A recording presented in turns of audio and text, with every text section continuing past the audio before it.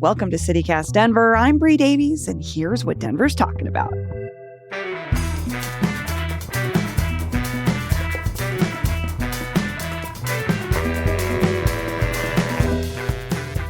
Producer Paul Caroli, hi.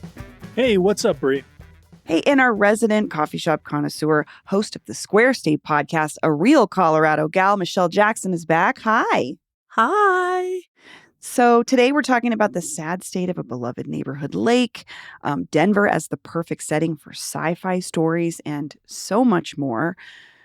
Let's start with the lake. Man, this is a lake that I go to pretty often. So we're talking about Houston Lake. Yeah, you tell us about it. This is your neighborhood lake. It is. I actually cross over to the Athmar Park neighborhood to go to this lake. Barnum Park does have a lake, but I like Houston Lake better. And so it's this beautiful park. It's right in the middle of the Athmar Park neighborhood. It's got all sorts of, this is a very highly utilized park by the neighborhood. It has soccer and baseball fields, brand new playground, like as of last year, pickleball courts, horseshoe pit, an accessible walking trail that's pretty much flat all the way around. It's about less than a mile. It's a great walk. And it goes around this beautiful lake, which has forever been a draw of the park itself. I used to see people fishing there all the time. If you're a bird watcher, this lake is great. And lately, if you go over to Houston Lake, there is no lake anymore. Oh. And it's really, really, it is dried up and there are a couple birds trying to hang out there, but it's pretty much gone. So Paul and Michelle, have you not been to this park? I haven't. It's a real neighborhood park. It's like kind of, if you don't know about it, you may not have ever, if you don't live over there, you don't know. But Paul, what about you? I have a lot of thoughts about lakes drying up though. We'll get there. Yeah, we all got to deal with it, I think. You keep hearing stories about these lakes drying up. Like Sloan's Lake, we talked about a lot last summer, how apparently it's only like 3 feet deep for the most part because it's drying and there's all full of sediment and it needs to be dredged. And it's like a giant infrastructure project no one wants to pay for. Yeah. And so, Houston Lake is like, it seems like this is all of our lakes. My neighborhood lake, if this happened to me, I'd be so upset. Lollipop Lake? If this was my morning walk and my lake was dried up, I'd be like, what do I do? How do I help? Lollipop Lake's my favorite lake too. I live by a very large park with lakes. I don't want to say which one it is. And it has had seasons where it has been drier than it should be. But I was actually thinking about that lake that was because it's gone now, on the south side of 36. Where the road cracked and sank down. Remember that? No. And there was a lake over there. It's gone. The lake is gone. After they did the road, everything was good. And then the highway had the crack in it, or the sinkhole. It had that sinkhole like 5 years ago. They fixed it, and then the lake is gone. And now I have to figure out what is the lake going to be gone forever? It's now greenery. I just think sometimes lakes go away.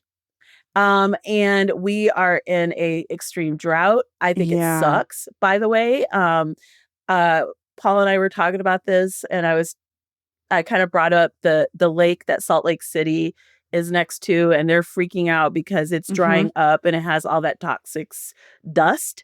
I just think we live in the Western United States, and water in particular is gold. It is our gold. Yeah. And we're going to have a lot of hard decisions that we're going to have to make around like how water presents itself in our town as a joyful thing to experience, around a man-made lake versus one that occurs naturally. But now that big lake that's gone, I've got to remember the name of it.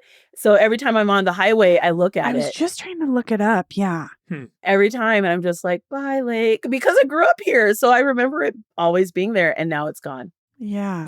I want to talk about water is gold.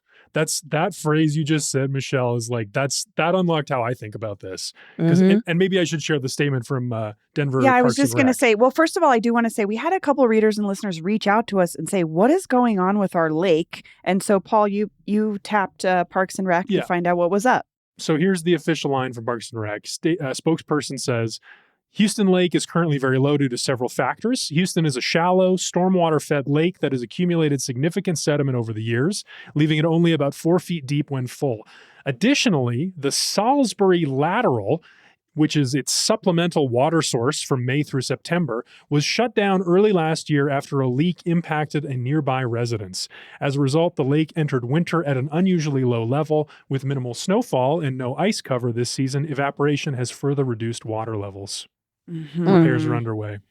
Yeah. And that's the thing is repairs are underway, but it is interesting because it's one of these, it's being fed by a stormwater drain. Yeah. So, well, Salisbury Lateral specifically. And like the fact never, that these, I don't even know what that means. I know, but I looked it up and I still can't find it because the history of our water system is like kind of opaque. I'll recommend again Patty Limerick's phenomenal book about this. It's the best history of Denver. It's a history of Denver water as an institution. But all of this infrastructure, I've always thought that this is why Denver succeeded, is because, you know, Michelle said it, water is gold. And our early residents here at the white people that came over and built this city, and it was able to expand because they were so aggressive when it comes to building water infrastructure. These were private companies building infrastructure like the Salisbury Lateral in the 19th and early 20th century. Like that's why Denver was able to expand. We had the infrastructure to support it.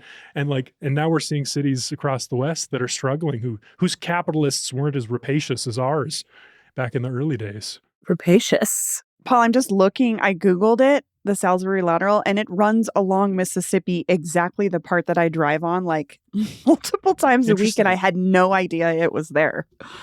Yeah, I think our city is full of these things that are like, it used to be a canal. It used to be a drainage ditch. It used to be like the Highline Canal, of course, is the same thing, is like a big windy canal that used to be a water source. I think like this is secretly a huge determinant of why Denver is the way it is because of this kind of water infrastructure.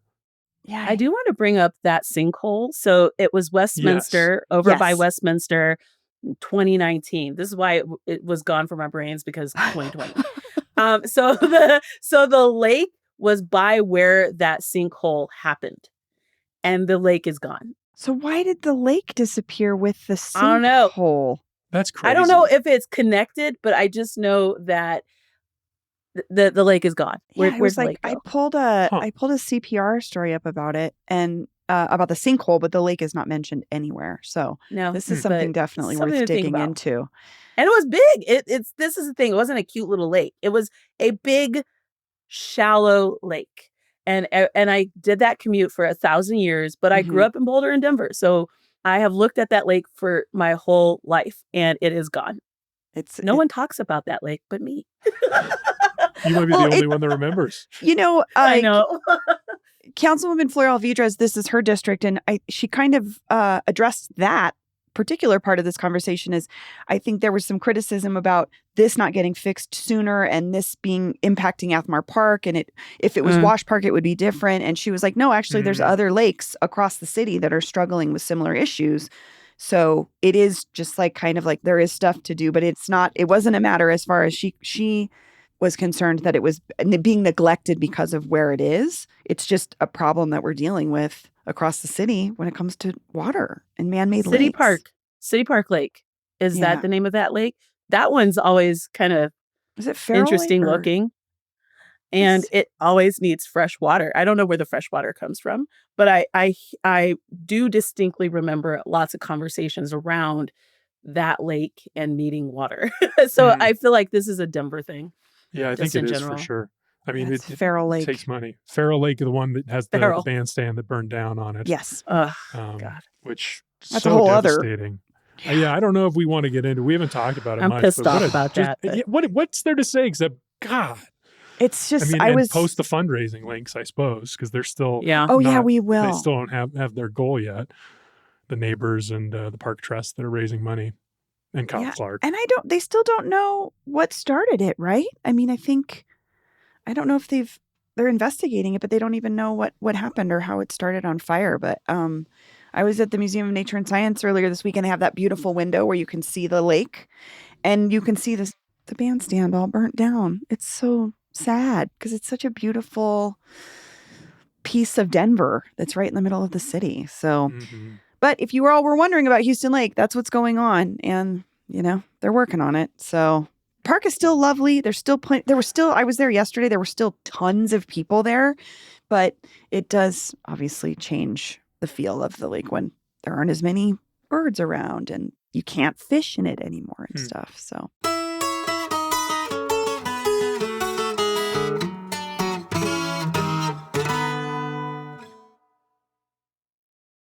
Okay, next topic. We're talking about Denver as a setting and Colorado largely as a setting in sci-fi. And the reason we're talking about this is because Denver was featured in a show that's on Hulu and Disney Plus. And Paul's obsession, Blucifer, made an appearance in this.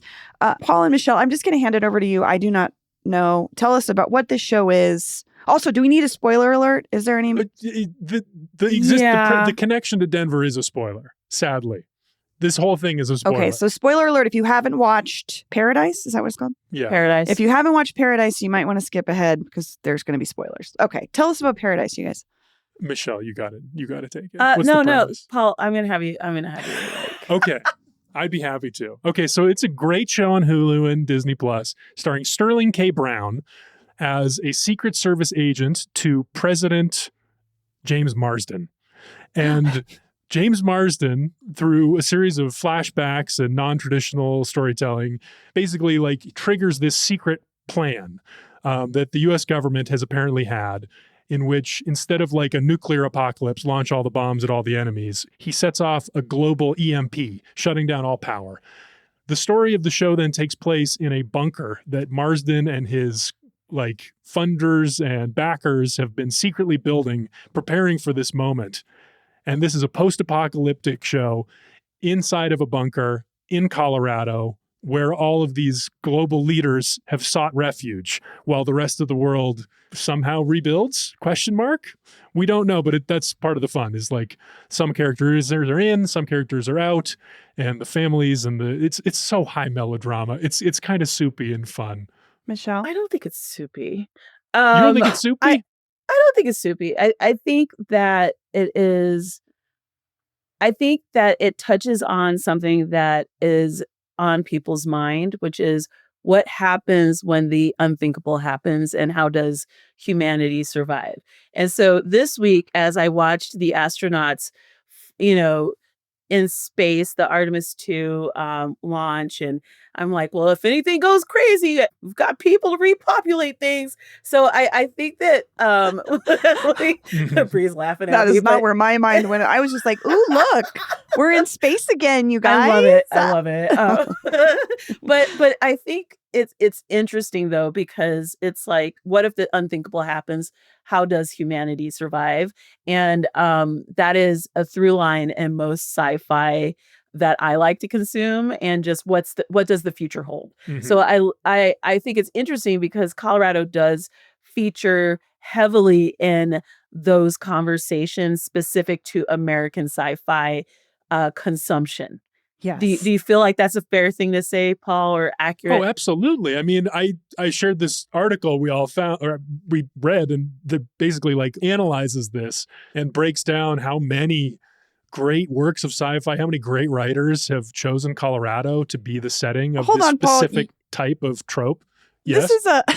This is not an article. This is an academic dissertation that you, of course, found. It is a dissertation, people. It's very Paul. It's very Paul Professor coded. Carl to me. Abbott. Yeah. And you better believe there's a colon in the title of this thing. It's called Rocky Mountain Refuge, Constructing Colorado in quotes, in science fiction. It's really interesting.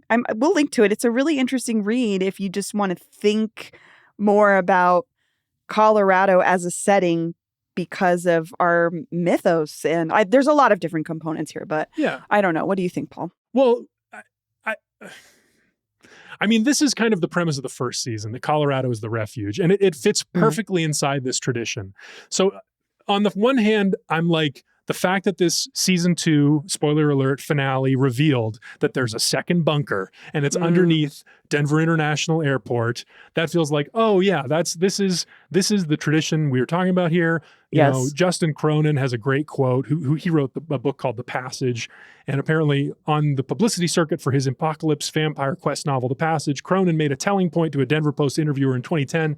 He said, "When you're in Colorado, you feel sheltered and hidden away. The mountains of Colorado are very good for that. It seemed like the perfect place for a top secret installation," that's basically season 1. But then season 2 of Paradise that gives us the DIA connection is like, okay, now we're cooking. This is an adaptation of some of our favorite new conspiracy theories.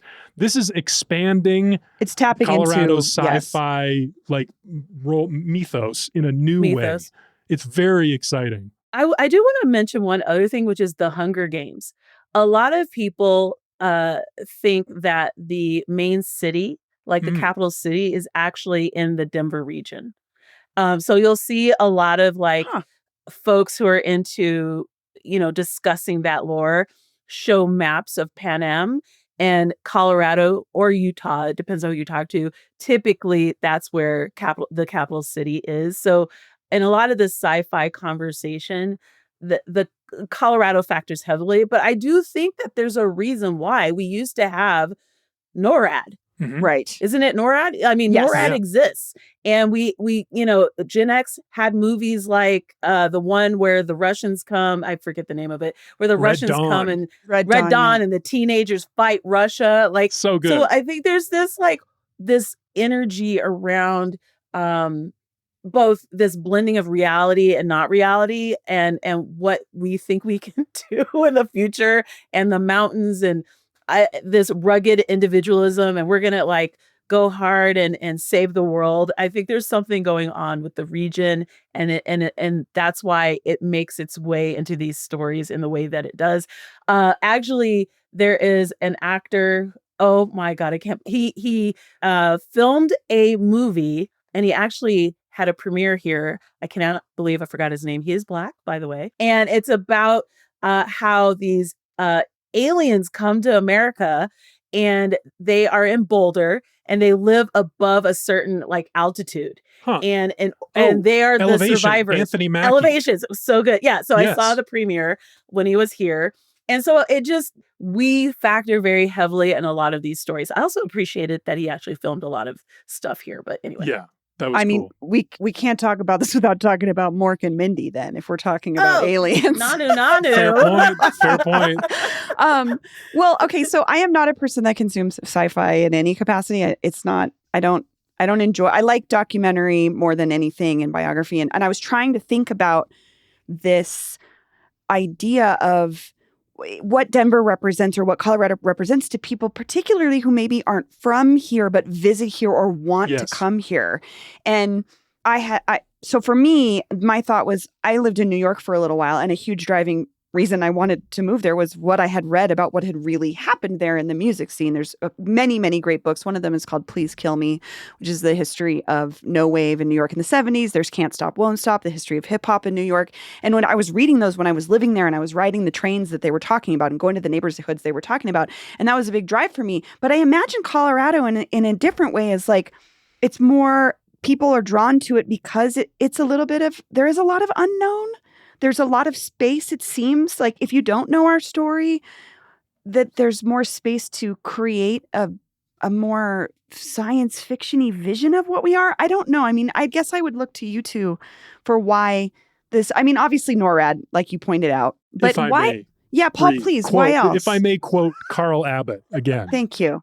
So the history of Colorado in the 20th century is key here. Sure. Apparently, after World War II, Carl Abbott writes, Denver was promoting itself as the second capital of the United States because the many federal branch offices that had opened during the New Deal in World War II, the city had even put in a pitch in 1945 to be the headquarters of the United Nations, losing out to New York. This was fully so uprooting interesting the federal to me. government. Yes, I'd never heard this before. I had no idea. And the construction of the highway system in that era as well.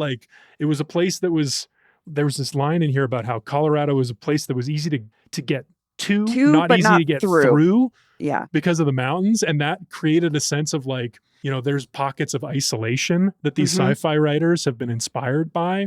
But yeah, this stuff about NORAD, Cheyenne Mountain is fascinating.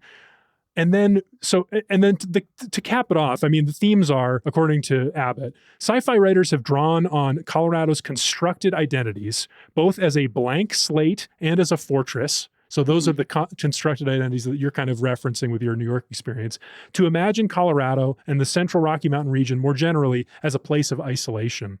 Yeah. I have a couple things. One, the thing to me that's like very problematic is we are not a blank slate by any means. Yes. And it is. This is ripe for an Orientalist critique and a feminist critique. And these a colonial sci-fi writers of the 50s and 60s, Yes. the golden age of sci-fi, all white guys. A lot of military experience in these guys. And Ayn Rand's perspective was That's true. She comes up brutal. too. Atlas Shrugged, Galt's Gulch, apparently based on Ouray. But on Ouray, which I thought was interesting. Also, Ursula K. Le Guin, there's a great quote from her in this piece where she says she went to the Black Canyon and her kids disappeared over a small cliff. They had jumped onto a smaller cliff and she looked and they were gone. And she was like, oh my God. And then she was like, well, here's a great piece for my next sci-fi novel.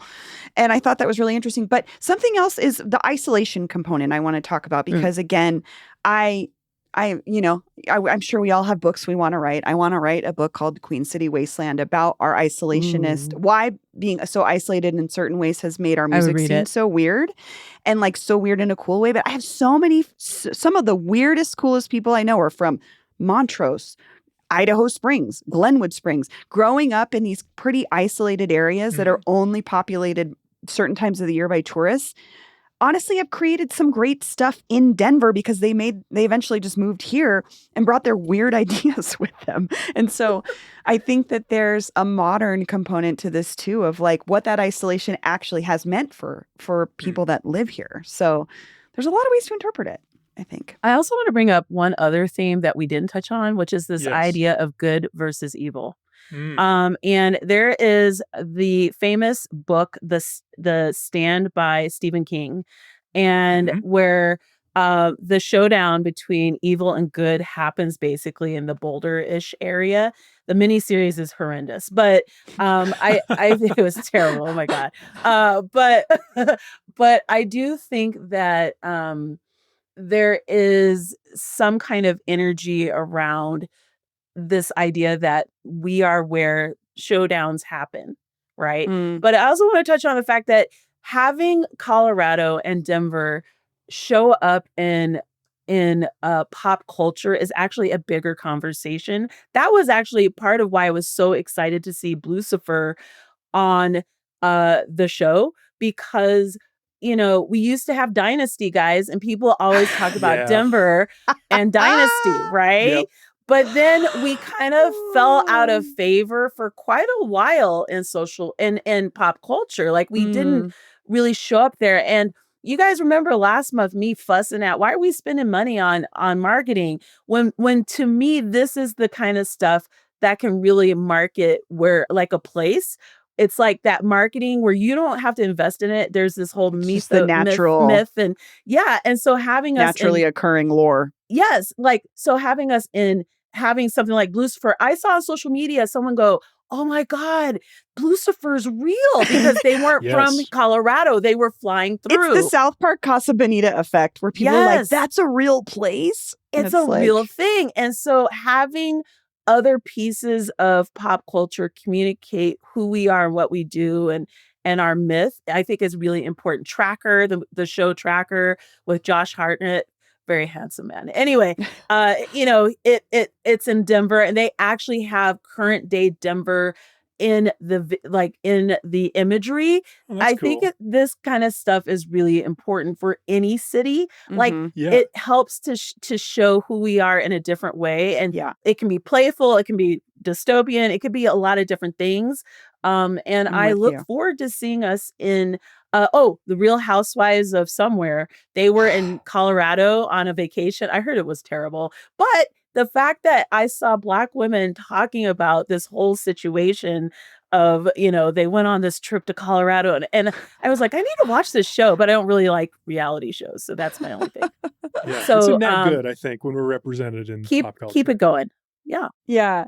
Before we move on, Paul, I just want to address something really quick, which is Michelle mentioned Blucifer exists in this show. we know that the Jimenez family is very litigious. Yes, the artist How- family. Yes. How did this, do you know? And like, how could that even happen? I wish I knew. Because what Michelle's talking about is how much value is there. Yeah. Right. With Blucifer, it's such a recognizable and it's a masterpiece. Leaning into that what we Luis have. Jimenez Jr. has created for the city of Denver. And it's clearly a huge opportunity for the city. But is this a commercial use? Because yes, the legal situation around Blucifer is that the family owns the copyright. Yes. The city paid for this public art, but the family owns the copyright, and they have defended it before. They sent a cease and desist to Abstract Denver a couple years ago over their T-shirts with designs featuring Blucifer. Yeah. So when I first saw this twist pop up, I emailed the lawyer for the family and I said, "Did you all work with them? Did you license the horse? Did you license the art? And or are you going to send them a cease and desist because they're making money off of this?" And no response yet. That's what I can tell you. No response yet. I feel like you kind of put them onto something. Maybe they weren't aware.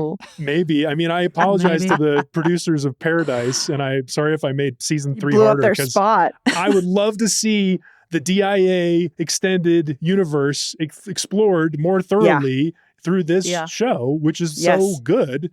Like Sterling K. Brown, come to Denver, do a convention. Do an event. Do the podcast, which is very good. Do the podcast.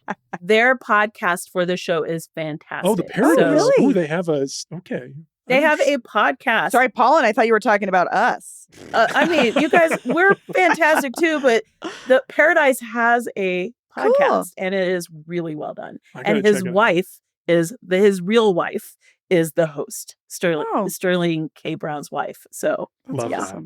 He's phenomenal. One last thing from I was like, we got to move on. I'm sorry. I found a quote from Luis Jimenez Jr. I talk about the trademark thing a lot with Blucifer. I just wanted to share this quote I found from him, the artist.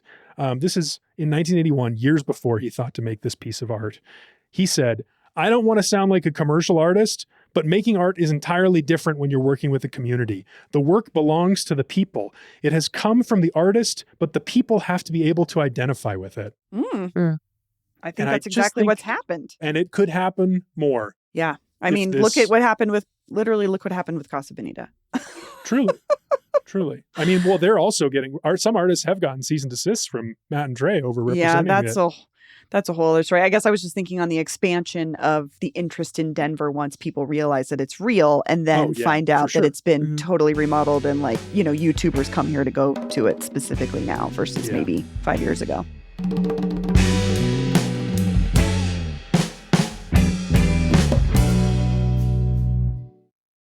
Okay, we're moving on.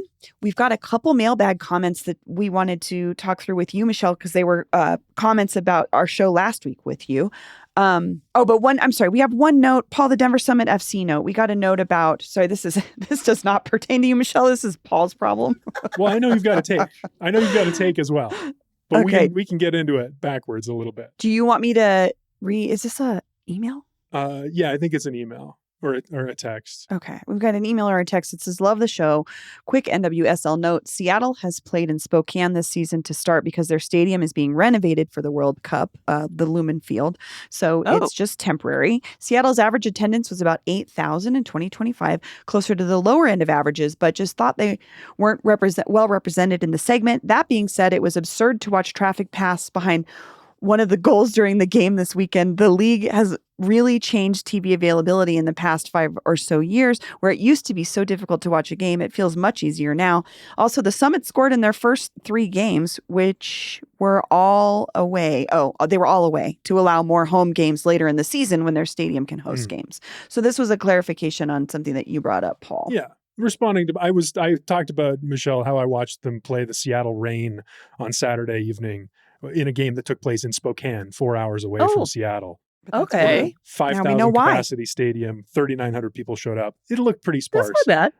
Okay. Yeah, it's okay. But to me, it's fascinating because, I think Denver got really excited about this Summit team, and we're going to build this dedicated stadium. We put in some public money, and after watching that game, I came away having a very different impression of the difference between potential and the current reality of this NWSL. Because this Seattle team, Lumen Field is like where the Seahawks play. That's a giant stadium, 60,000 people. Oh. Yeah, but if you move a game 2 hours away, that's going to impede my ability to go. Like, that's just For sure. logistics. I think it would Yeah. be different if you went to a game in Seattle where they would normally play. I would want you to go back and see what that really looks like versus me being shuttled to, like, me going to freaking Breckenridge, the equivalent of Breckenridge, to go to a game. Like, that's a lot. That's a heavy lift and I go to a lot of games, and that's a lot. No, that's I totally especially if you agree. have fair kids. point. Fair It's a point. challenge. It's a challenge. But Seattle doesn't have an appropriate stadium.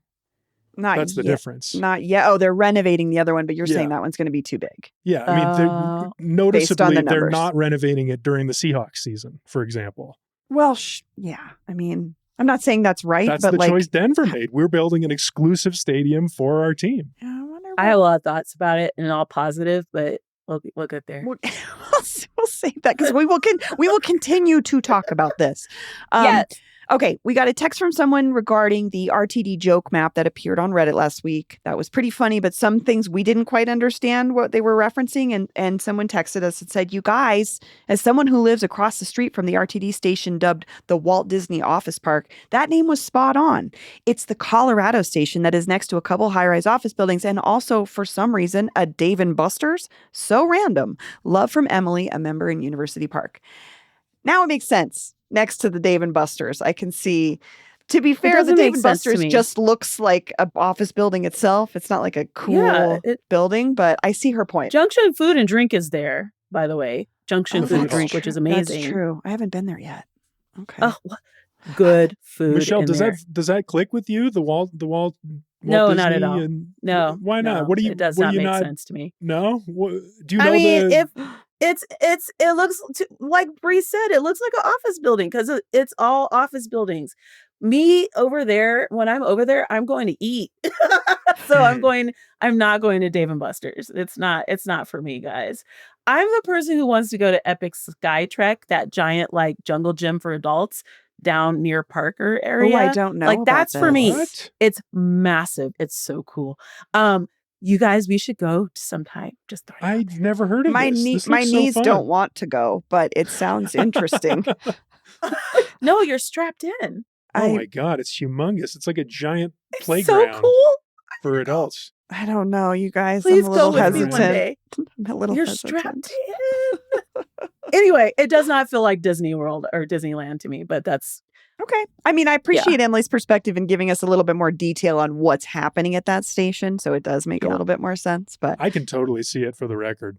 The way that building is built, that you It's such when a you're driving weird building. past on Colorado, I feel like it's all one building, but it has distinctly different sections with different heights and slightly different styles of materials, and that I think is what connects to me it's with like a gray Walt Disney blob. World, because it's Okay. all in Ditto. Walt Disney. It's like all one company building it, but they make it look like a little street or a little.